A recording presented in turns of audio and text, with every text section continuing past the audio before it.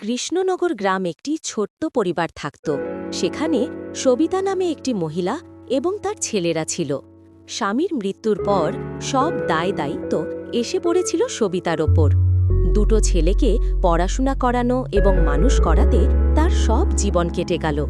যখন তার ছেলেরা বড় হলো, তখন তাকে একটা সিদ্ধান্ত নিতে হলো। কি হয়েছে? সব ঠিক আছে তো? কিদার ভাই, আপনি তো জানেন আমার দুই ছেলেকে আমি অনেক কষ্ট করে মানুষ করেছি। এখন ওদের শহরে গিয়ে পড়াশোনার সময় এসেছে, কিন্তু আমার হাতে এত টাকা নেই যে দুজনকেই পড়াতে পারি। যদি একজনকে না পড়াই তাহলে অন্যায় হবে। এই অবস্থায় আমি কি করব বলুন? তুমি শান্ত হও সবিতা। বলো তো, দুজনের মধ্যে কে বেশি সাহসী? আমার বড় ছেলে অতুল একটু বেশি সাহসী, কিন্তু ছোট ছেলে মানব পড়াশোনায় খুব ভালো। তাহলে শোনো, অতুল যেহেতু বড় এবং সাহসী, ওকে আমার পরিচিত ভোলা ময়রার দোকানে কাজে লাগিয়ে দিই, আর মানবকে শহরে পড়তে পাঠিয়ে দিও। ওর ভবিষ্যৎ উজ্জ্বল হবে। আপনার কথা মতোই করব কিদার ভাই। ভগবান যেন দুই ছেলেকেই ভালো রাখে।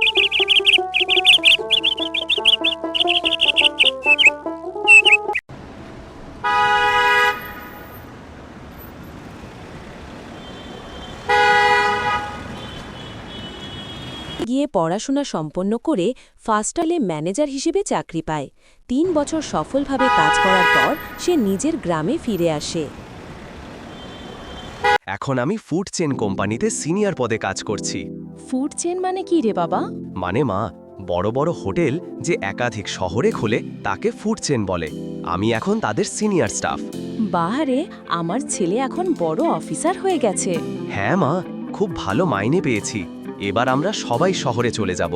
দাদা, তুমিও দোকান ছেড়ে চলে এসো। ঠিক আছে রে বাবা, তুমি বলছো তো আমরা যাব। তোমাদের সাফল্যই আমার সুখ। মা, কাল আমার অফিসের বস ডিনারে আসছেন। আমি ওনাকে বলেছি আমি গ্রামের ছেলে, মা আর ভাই এখন শহরে আমার সঙ্গে। উনি খুব খুশি হয়েছেন। তাহলে ওনাকে বাড়িতে নিয়ে আসো রে বাবা, আমরাও দেখা করব তোমার বসের সঙ্গে। কিন্তু মা, তুমি তো অসুস্থ থাকো, রান্না কে করবে? চিন্তা করিস না রে বাবা, তুই যখন শহরে পড়তে গিয়েছিলি তখন আমি ভোলা ময়রার দোকানে অনেক কিছু শিখে নিয়েছি। দেখবি এমন রান্না করব, খেয়ে সবাই আঙুল চাটবে।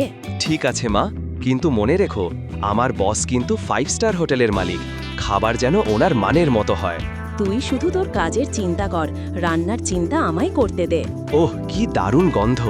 নিশ্চয় আপনি মানবের মা। আজকের খাবার একেবারে 5 স্টার মানের হয়েছে।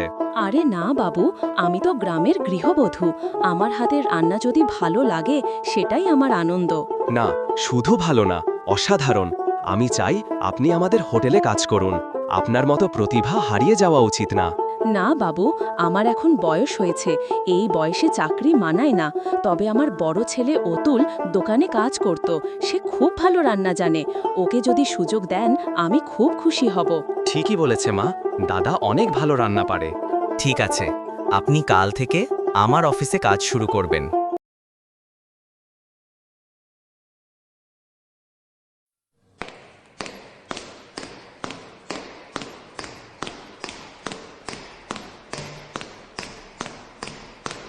দেখলে সবিতা বোন, তোমার কষ্ট বৃথা যায়নি। একজন মায়ের ত্যাগের ফল কখনো ব্যর্থ হয় না। চোখে জল নিয়ে আমি শুধু চাই আমার দুই ছেলে মানুষ হোক, এটাই আমার পুরস্কার। মা, তুমি আমাদের মা। তোমার আশীর্বাদই আমাদের সবচেয়ে বড় সম্পদ। ভগবান যেন তোমাদের সুখে রাখে, এটাই আমার সবচেয়ে বড় প্রার্থনা।